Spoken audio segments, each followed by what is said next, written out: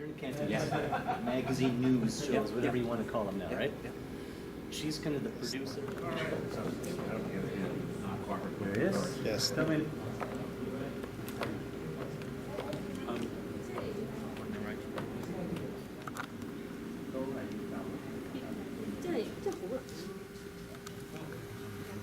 Hello. There. Hi, everybody. Hopefully. 1, 2, 3, 4, 5, 4, 3, 2, 1. Seem to be all right? Well, good afternoon, and thank you very much for coming today. And what I wanted to do was, in particular, for the Chinese language media to update you on the trip that we just took, which was a trip that included a stop initially in the Silicon Valley for a couple of days, followed by a good stretch in China, in Shanghai, Chongqing, and Hong Kong, and then on to Japan. And I'll focus most of my comments on the Chinese portion of the trip, although I'd be happy to answer your questions on any part of the trip. And I wanted to speak to this group of media in particular because one of the reasons I was so proud to have the opportunity to make this trip as the Mayor of Toronto was because of the size and the outsized contribution that is made by the Chinese Canadian community to the well-being of Toronto, economically, culturally, politically, socially, in every respect. And I think it was a huge part of our calling card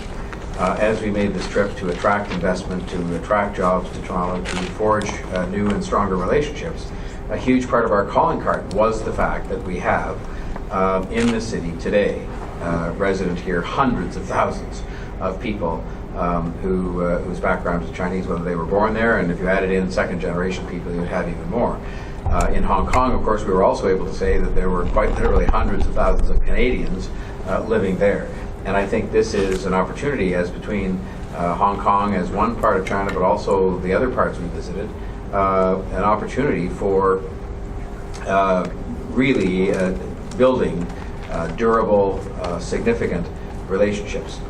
I would say, now having been there, and it was the first time that I had been to Shanghai, for example, for 32 years, and beyond the astonishment that I had at the change that had taken place in that city over time, the one other conclusion that I could reach among a number would be that we have an opportunity that I think is unparalleled in the world because of the size of the population that have come back and forth between the two countries, because of the good history that has existed in terms of relationships between China and Canada, to build a relationship that will pay huge dividends for us in many respects, but of course particularly with respect to economic benefits to both countries. But I'm thinking here my responsibility is Toronto and jobs and investment that we need as a frankly smaller country in the context of the size of our capital pools and our capital markets.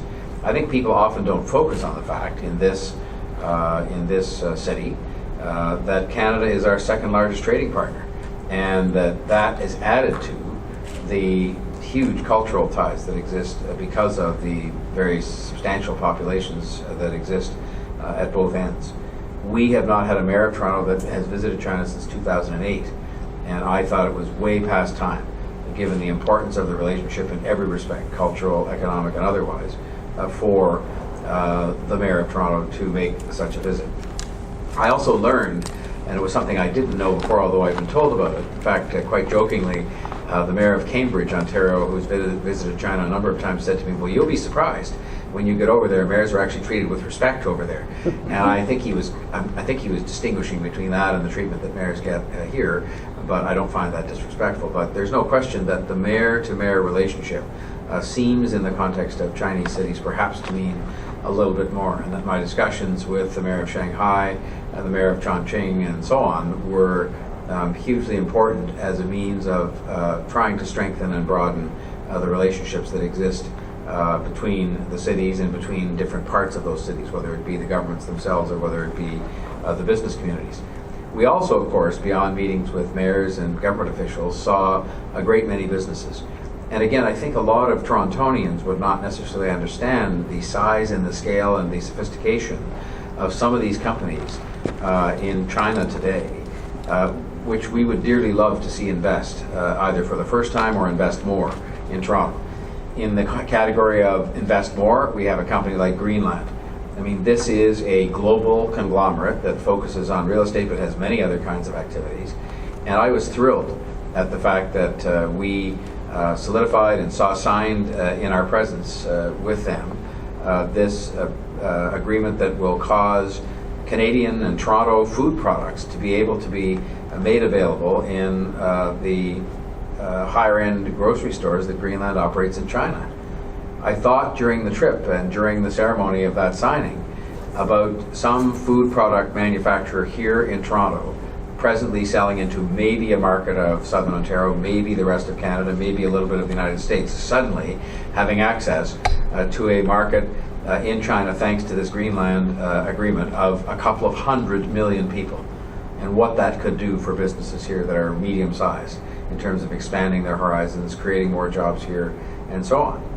I think of the Fosun Corporation. I mean, this is, by any other word, it's not a bad word at all, this is a huge multinational global conglomerate that is in all kinds of different businesses, and I can think of 2 or 3 where they could be very active investors, and I would seek them to be, going forward, very active investors in Toronto. They're very big in tourism. A lot of people wouldn't know they own the Club Med brand. They own that business. And that kind of expertise in tourism is something that I think we could use here in terms of just further investment and new ideas that are going to help us to boost our tourism market. And as you know, the tourism connection between China and Toronto is growing ever stronger every single day. It is our fastest growing tourism market right now, China, and inbound tourism to Toronto. The Fosun Corporation is active in the film business. And again, we have a huge film business here in terms of studios that are trying to expand to keep up with all the productions we're doing here. And I would look to a company like Fosun to say, would you like to come here and be part of our film business? And I made that express invitation to them while we were there. And then there were some of the announcements we actually did make, whether it was the Lesso Corporation, who are looking to establish a kind of a showcase for home products here, and it's the same opportunity that exists for people like that to showcase their products, if they're Canadians or otherwise, in a business that's going to be invested in by that Chinese-based corporation, and be able to sell those products around the world, or Huawei and the activities, of course, that they're going to undertake in the world of 5G, where we had a fascinating seminar with them about the impact that 5G technology, which they're working very hard on at their R&D labs, is going to have on Ontario and Toronto society.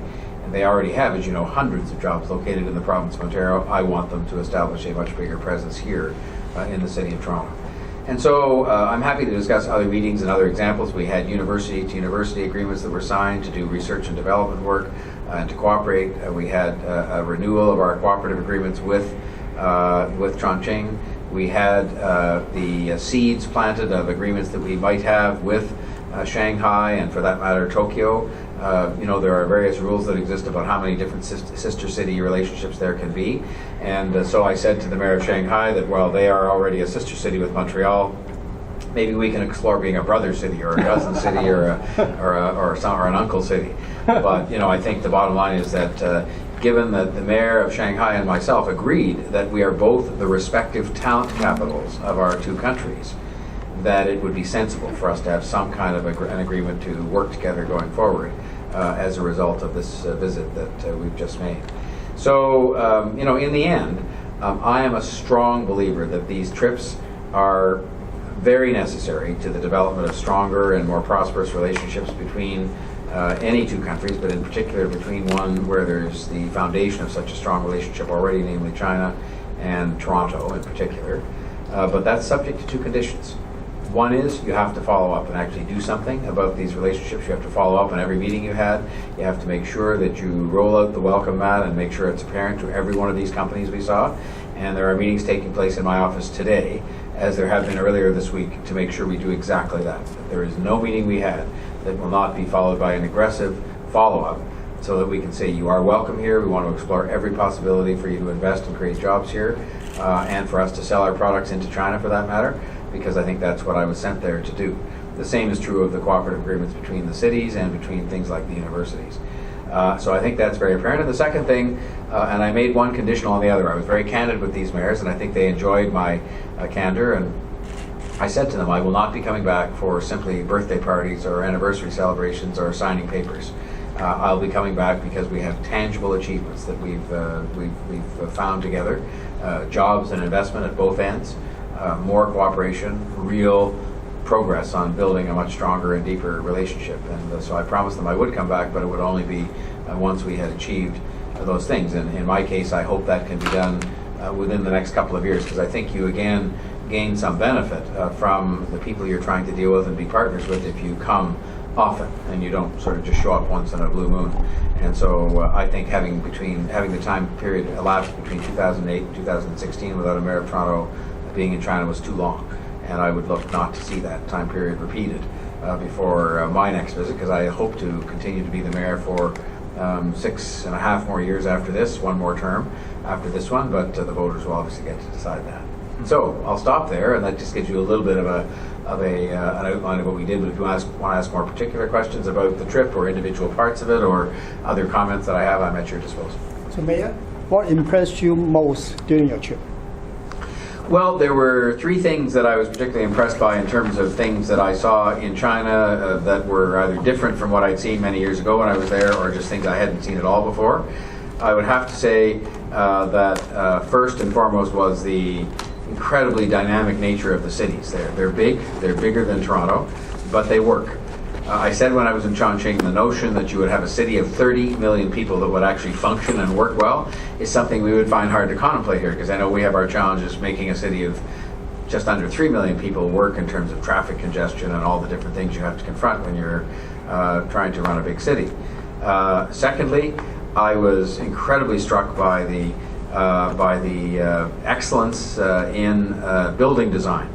This will sound like an odd thing to mention, but when I was in both Shanghai, where of course it had changed so remarkably since I was there 32 years ago, and Chongqing, which has itself changed even though I hadn't been there before, I noticed that they seem to strive for a higher quality of design in their buildings, and make sure that they have more buildings that are iconic, that are very memorable in nature. And I think it's something that we should be thinking more about as we go about building out our own city. I think we've often been satisfied with something that is kind of average. And I think Toronto is not an average city. It is a way above average city. It is one of the most globally respected cities, and I think we should be paying more attention to those kinds of things like building design ourselves. I was incredibly struck by the efforts and the resources that are put into landscaping the streets. I mean, Shanghai, it really puts us to the test in terms of whether we're prepared to accept a higher standard and achieve a higher standard here in terms of just making sure that open spaces and streetscapes and so on are done to the level that they're done in those cities. And I think, again, it sets a standard that we should be seeking to match. And then I'll mention one more thing, which is the incredibly dynamic and growing, ambitious business communities that exist in every part of the country we visited. And that just gives me great hope that there are plenty of opportunities for us to attract investment from some of those companies that are so successful there and in other parts of the world, and that there's a huge marketplace of people into which to sell our goods. But now, as they pointed out, that the British and the Australians are more aggressive than we are. They sell better than we do. And I think that has to change. I think if Canada has this opportunity with China because of the long-standing special relationship, because of the mutually shared substantial populations, because of the existing trading arrangements, and we want to make it bigger, we're going to have to work at it. We have to show up. We have to make the effort. We have to sell. We have to come up with ideas. And I'm determined to do that, working with the business community here to make sure we can take full advantage of that. But those were some of the things that impressed me the most. Mayor Kyle from Fairchild Television. When you in Chongqing meeting those government officials, is there any good news for the panda, Damao and Arshun, after their spending in Calgary, going to be possibly back to Toronto Zoo again? Well, I will say only this. We raised it with the mayor. It wasn't the time when we were going to have detailed negotiations, but he certainly knows of the enthusiasm with which the pandas have been received here, both the parents and the cubs. He knows of the fact that we would like to find a way to have either these pandas or some other pandas here on a continuing basis after the end of the period when they're scheduled to be here. And just to remind him of our interest, the gift that I took him, the official gift from Toronto, was I think there's only two in existence, a set of paw prints of the two panda cubs taken from their paws in the Toronto Zoo, and it's in a frame, and it's identical to the one that hangs in my office downstairs. And that was no accident that was the gift that we gave him, so he'd be reminded of the fact that if possible, we'd love to keep those pandas, but I know that's not something that's likely to happen. So I would only say to you that that's one of the things now we have to follow up on. He knows of our interest. He knows that it is something that we see as very important symbolically and otherwise as part of this relationship we've had, which we've renewed, hopefully for another 30 years, and it's now our job to follow up. And my following question is that beyond the area you addressed earlier in the speech, such as public transit, food industry, do you have anything specifically in your mind for Toronto or Torontonians to explore more opportunities back in mainland of China to cooperate? Well, I will only tell you now that their appetite for some of the expertise we have on things we're good at, like food processing, like infrastructure development, their appetite for our expertise in some areas where we've just had sort of slightly further developed industries is huge. And it's an opportunity for us to present people and present relationships to them. And I think there's only two ways we're going to do that. Taking people there who are experts in different areas of research or business or otherwise, and bringing people here to see what we've done or how we do things. And so it isn't going to happen because we write emails back and forth.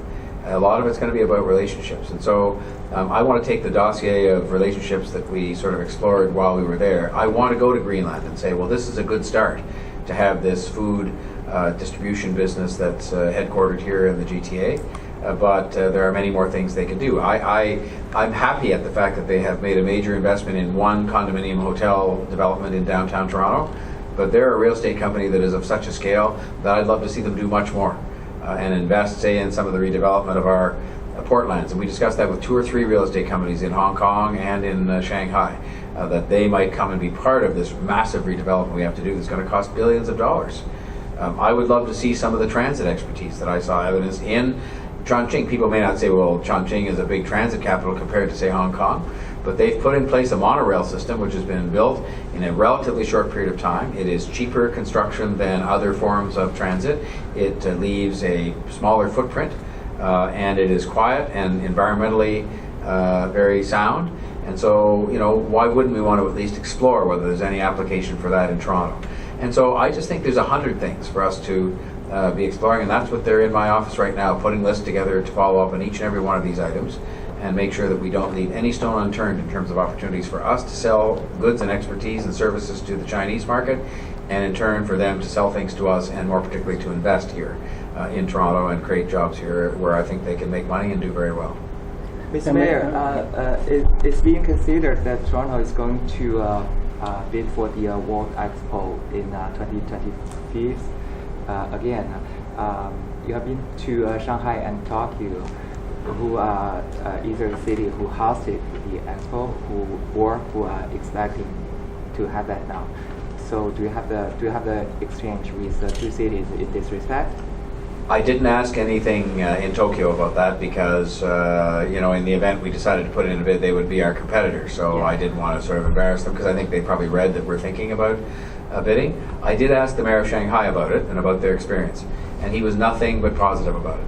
He said that it had, caused them to do a lot of things in terms of refurbishing an area of their city that had previously been, not as active and dynamic as it is today. And even now, it's been refurbished, but it's going to be refurbished again in the post-Expo period.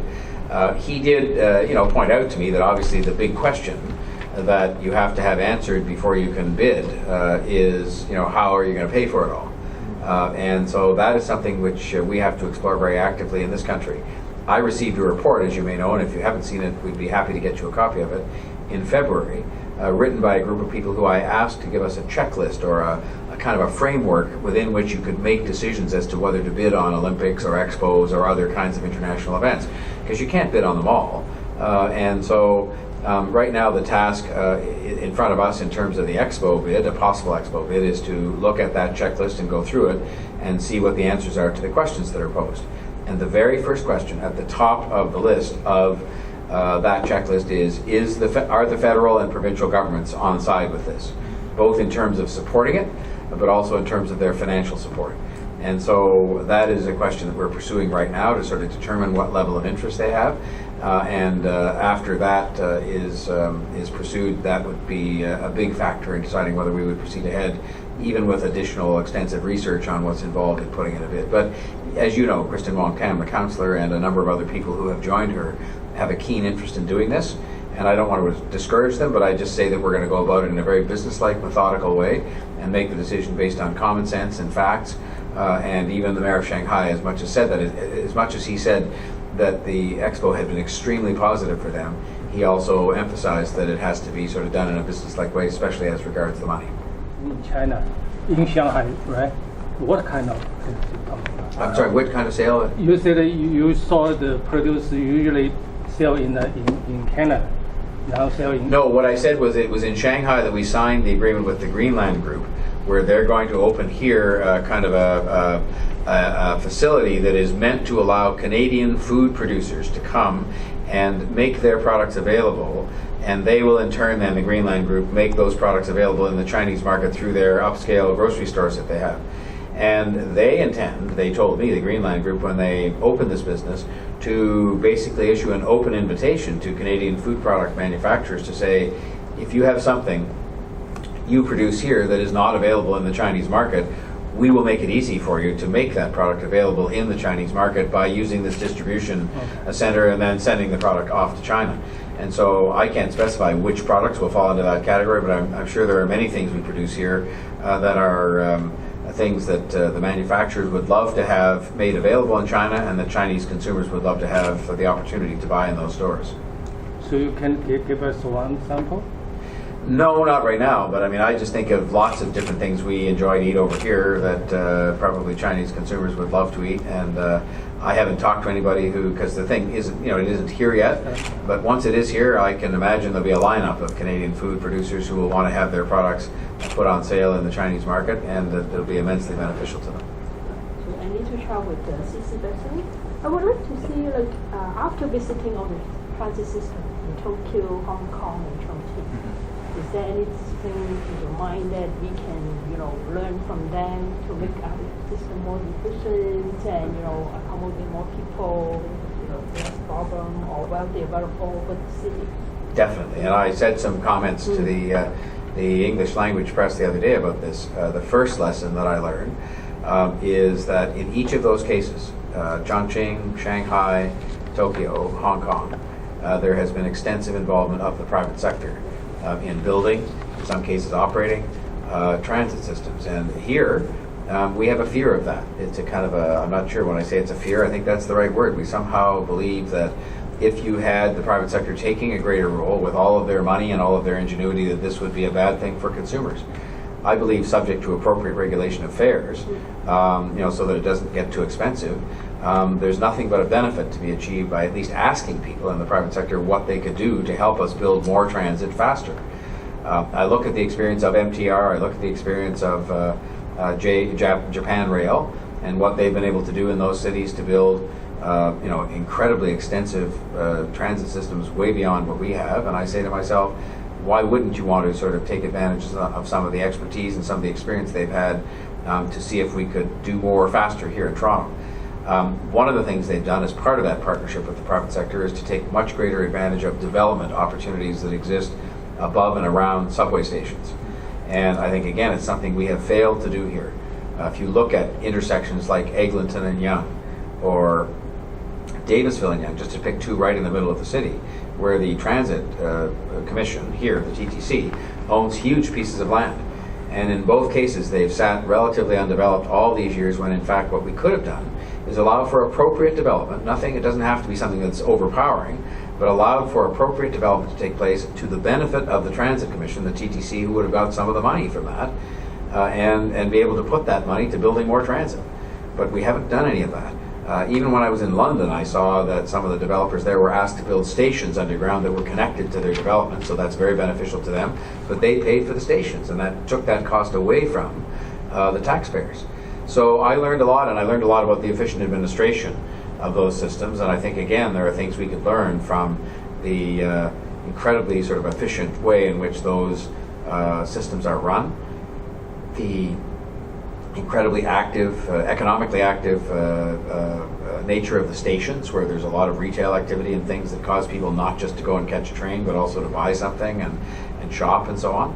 And also things like the octopus card. And I think in Japan it's called the IC card. But these are cards where not only do you use them to travel on the transit, and we have a Presto card here, but you can use them to shop and to do all kinds of things. And I think in the case of the Hong Kong system, the octopus card is actually a profit center. It returns a dividend to the transit system, to the transit system in Hong Kong, which they can use to build and operate more transit. And I think these are things we should be looking very seriously at. I don't say we have to do them all, and I'm not suggesting we have any kind of wholesale turning over of our transit system to the private sector, but I am saying we should be exploring partnerships to try and get more things done faster. The final thing I'll say is that I noticed in all of those cities something that we have been very poor at doing, and it's because we've allowed politics and playing politics and political gamesmanship to interfere too much with this. They all have a long-term plan for transit, and it's a plan that stretches out for 20 or 25 years and goes back 10 or 15 or 20 years. And they can show you what they've done that was in the plan over the last 10 years, and they can show you what they're doing now and what they're going to be doing in 10 years. I'm trying right now, as you know, to have a plan that effectively covers the next 15 or 20 years in Toronto, between Smart Track, Scarborough Subway, LRTs in Scarborough, the Waterfront LRT, and so on, the relief line. I'm trying to have a plan that will probably stretch over the next 15 or 20 years so we can commit ourselves to that and then get on with it without redeciding and redebating and reopening these things, because I think we simply have to move to the kind of arrangement that these Asian cities, Chinese and Japanese cities, have moved to very successfully, which is to have a long-term plan and then actually carry it out. And we have never really had a long-term plan where it's been put down and saying these are the things we're going to do and the order in which we're going to do them, and we certainly haven't carried them out. Even when we've had plans that appear to be longer term in nature, we then stop doing them, we cancel them, we change them, and we've simply got to move ahead. The city's growing too fast to continue on the way we've been doing things for the last number of years. So it might be a tremendous job to convince the officials or other counterparts that we have to do it, but how are you going to do this? Well, I'm counting on the people. I'm counting on the people to help me. I think if the people heard me say what I'm just saying here now to you, which is that we cannot afford any longer to wait on building this transit. We can't afford to reject any kind of a partnership. We can't afford to reject out of hand for ideological reasons the involvement of the private sector to some extent, an appropriate extent, whatever that is. And I think the people, if they hear politicians in the city of Toronto routinely saying that, you know, that we don't need those partnerships and we can do it all and all this kind of thing, I think people will say, no, you can't. You've proven over and over again you can't do it because we're in a mess with respect to traffic and transit. And I think they will say to their politicians, you know, open your minds and open your hearts and open your wallets and get on with building some transit. And I really believe that if I take a leadership position on that, partly based on some of the inspiring experiences I saw in Asia, that the people will respond positively. Thanks. June 8th, I met David Miller in Beijing. He said 2 years in China, they can build more than one subway. But in Toronto, maybe the proposal is not finished in City Hall. I hope you can do much better. And according to what you said, you have a big chance to do much better. But the other side, in all over the world, the ministers, the mayors come to China, so many. How can you make Toronto more distinguished from other cities? I think we have three things going for us that are going to allow Toronto perhaps to be noticed a little more than all the other people. Because I know that for every meeting I had with the mayor of Shanghai and the mayor of Chongqing, I think they had a half an hour to change the teacups and somebody else was coming in half an hour later. I understand that because everybody wants to have access to this market and to have access to partnerships with these very accomplished business people and so on. I think, first of all, the excellent relationship, the excellent consistent relationship between Canada and China over 45 years is something that's going to be beneficial to us.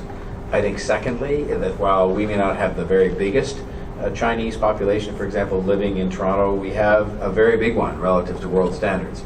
And vice versa, we have a very substantial number of Canadians living in parts of China. And we have programs like all the students back and forth that are here.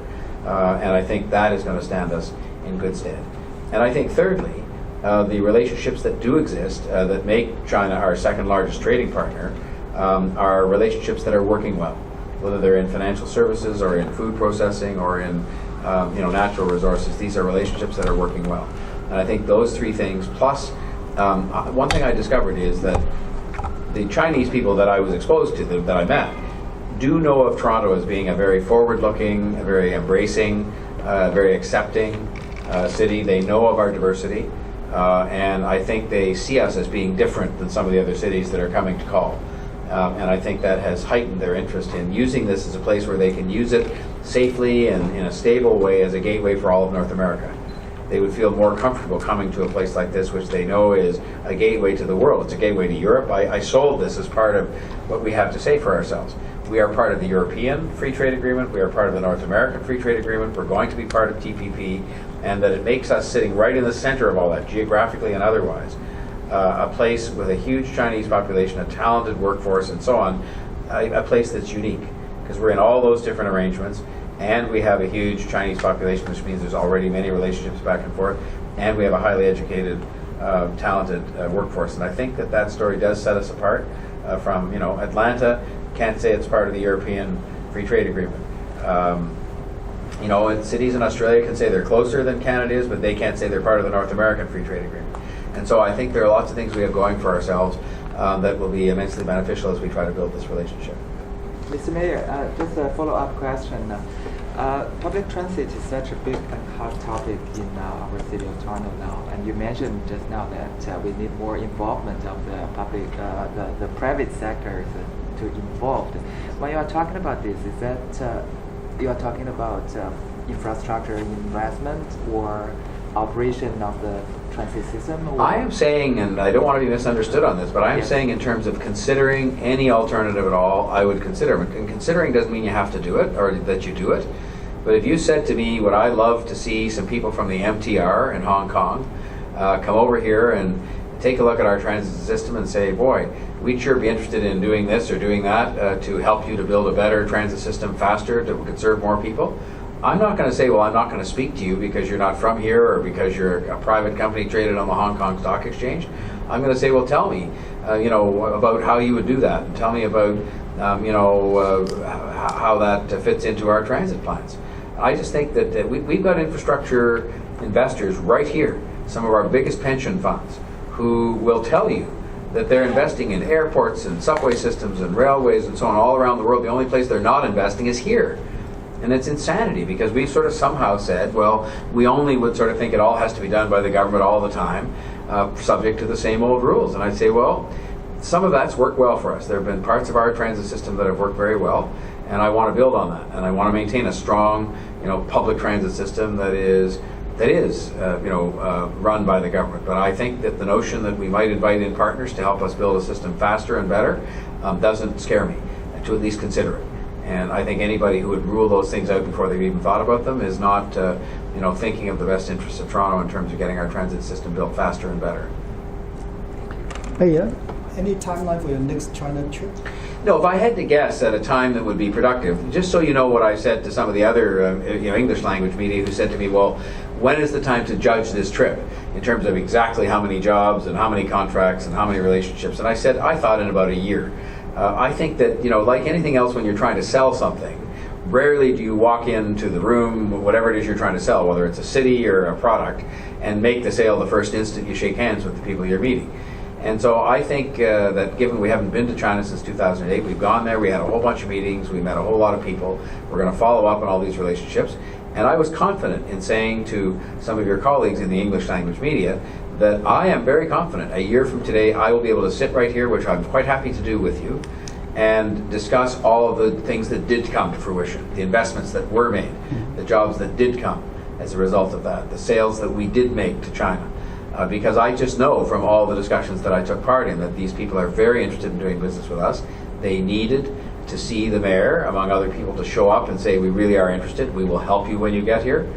One of the companies we met in Tokyo wants to build 2 hotels here. And we saw them the last day we were there, which was last Saturday. They happened to be coming here on Monday. I saw the man, very same man I'd met in Tokyo, in my office, shaking his hand, saying, what can I do for you now that you're here to make sure these hotels get built? And that's the kind of thing I'm going to be doing on company after company, opportunity after opportunity in China and Japan, and by the way, the United States and Europe, because my job is to attract jobs and investment to the city for the adults and for the children that aren't yet ready for the job market. But you've got to work ahead on those things. So I think the judgment of the success of the trip should come in about a year, and I think the next trip should come sometime in the 18-month to 2-year time frame from now, just because I think you have time to sort of work on the files you started and then get a bunch of new files and start over with them and go back and renew the friendships and make an appearance. And in the meantime, I would of course hope that there'll be many other people from Toronto that will be in China for other reasons, but I think as far as myself as the mayor, I would think in the 18-month to 2-year time frame would be appropriate. So we know that like Premier Catherine Wing will not go to China very often, but Michael Chen going to China tomorrow again. Yes. Right. So will Councillor Michael Thompson be able to go to China more often? Yes. I think he will go as often as is necessary to follow up on the files that we have opened as a result of this trip and other files that will open in the days ahead. That's his job. And I was talking to the Premier yesterday. I met with her yesterday and told her about our trip.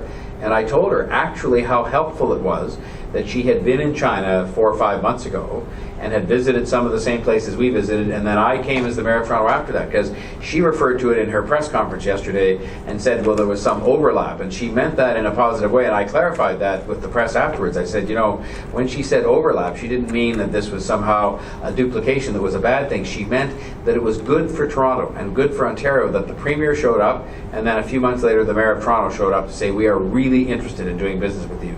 You know, we are here to kind of strengthen those relationships you started with the Premier. And so I would think that we're going to stay in much closer touch. One of the things we concluded as a result of this trip is that we should better coordinate, because the Prime Minister's the next one to go. He's going in at maybe August and at the latest September. He might go, in fact, twice, once for the summit and once for a trip before that. They haven't decided yet. But again, I think that's a good thing. It's a good thing that somebody from Canada, and in this case I care most about Toronto obviously, is showing up there regularly to say, you know, back to your question earlier on, hi, we're here and we want to do business with you and we want you to invest in our city and we want you to come and visit us. I mean, tourism is another area. I sit and look out my window. I don't want you to think I spend the whole day looking out the window, but I have such a beautiful view that's basically the view you can see from here in my own office. And there isn't a day goes by that I don't see a group of Chinese tourists where they've got the person with the flag and they're following along on their tour of City Hall. And it is our fastest growing tourism market. And there are, what, 1.3 billion people that are possibilities to come and visit Toronto. I know not all of them can yet afford it, but there are an awful lot who can. And I want to make sure this is a favored place for them to come and visit, and that they tell their friends that they're welcome here. And that's an important thing as well, that we have to go and continue to sell in China. With you once a quarter or something, just because I know that, you know, you'll ask a lot of the same questions, of course, that the others will ask, because you're interested in the same. Listeners and viewers and readers, that I want to have this opportunity, if you'd like to have it, if you think it would be helpful. If you don't think it would be helpful, I won't waste your time. But I think chat about whatever you like. I won't have taken another trip to China. Thank you very much. Yeah. Thank you very much. Yeah, you're most welcome. Thank you. 12th year.